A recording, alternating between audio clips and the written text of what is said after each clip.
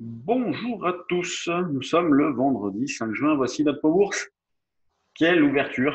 Gap à la hausse, entre 8h et 9h, il ne se passe pas grand-chose. Et puis à 9h, avec les gestions de Delta, la spéculation qui s'y met, le marché qui prend en une demi-heure 60 points, donc plus de 1%.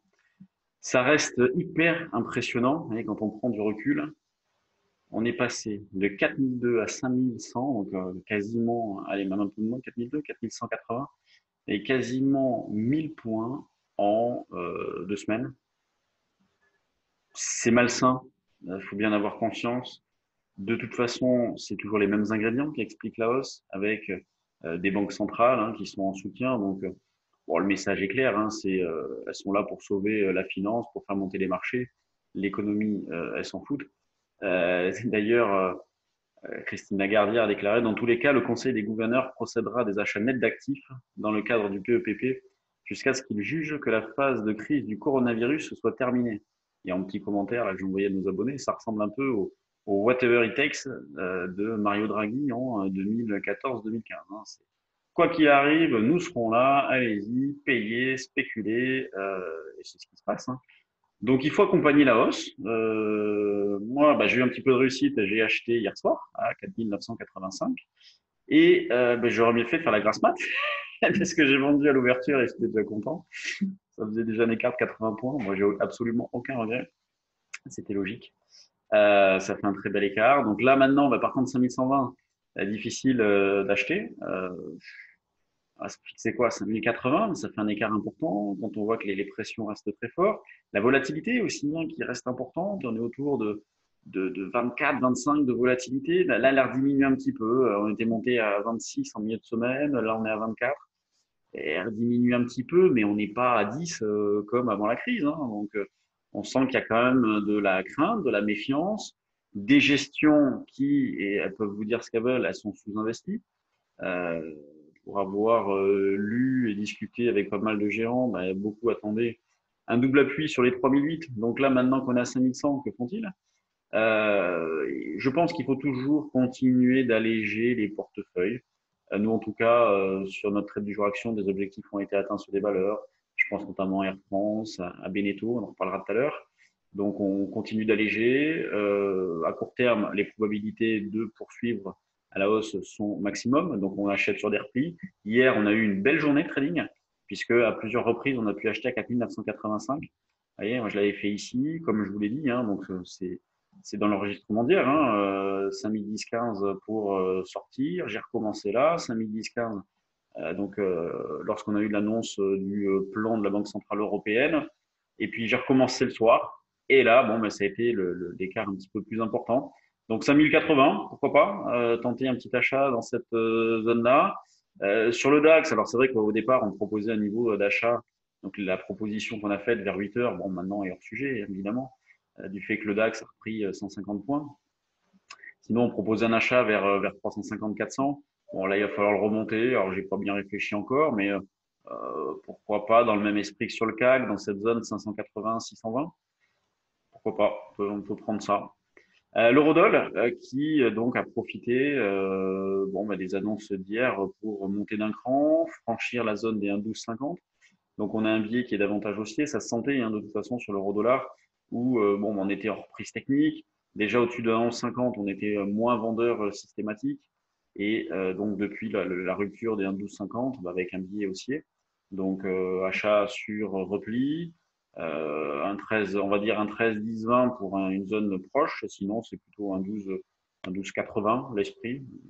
Si jamais l'eurodoll retrace davantage. Alors là, la difficulté, c'est de déterminer des niveaux d'affirmation. Bon, pour l'instant, ils sont loin, ils sont sans grand intérêt, mais on a des probabilités de rebondir à court terme qui sont importantes. Et sur les indices, c'est exactement la même chose. Oui, on peut ne pas être à l'aise avec les prix actuels, mais pour l'instant, il faut avoir conscience que les probabilités de rebondir sont maximum.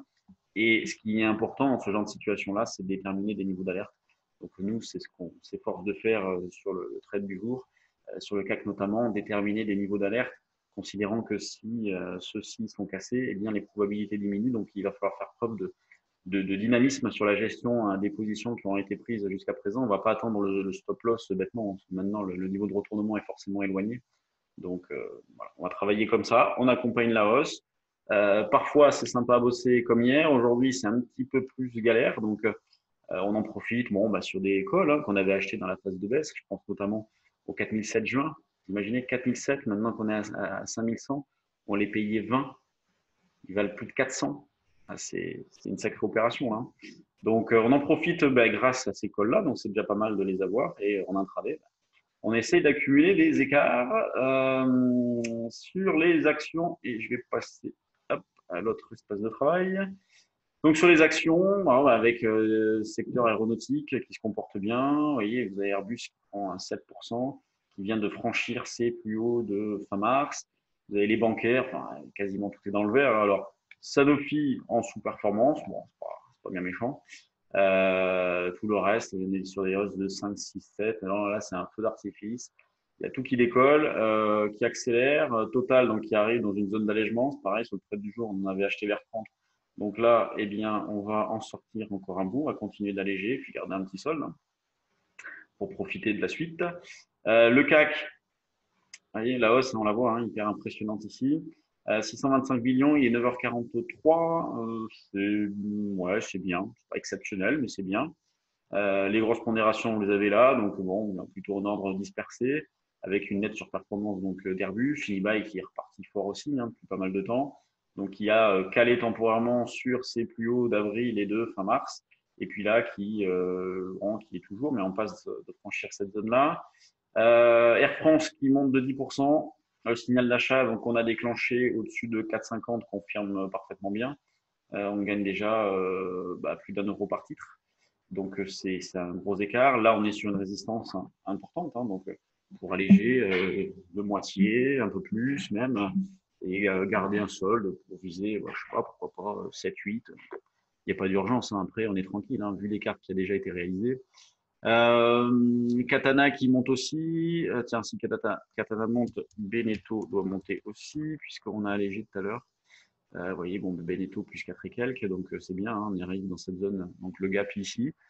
Donc, sur le trade du jour, sur toutes les propositions actions qu'on a fait ces derniers temps, c'est un véritable carton. En même temps, c'est normal, les marchés montent. Donc, si on n'est pas capable de gagner dans cette phase-là, autant changer de métier.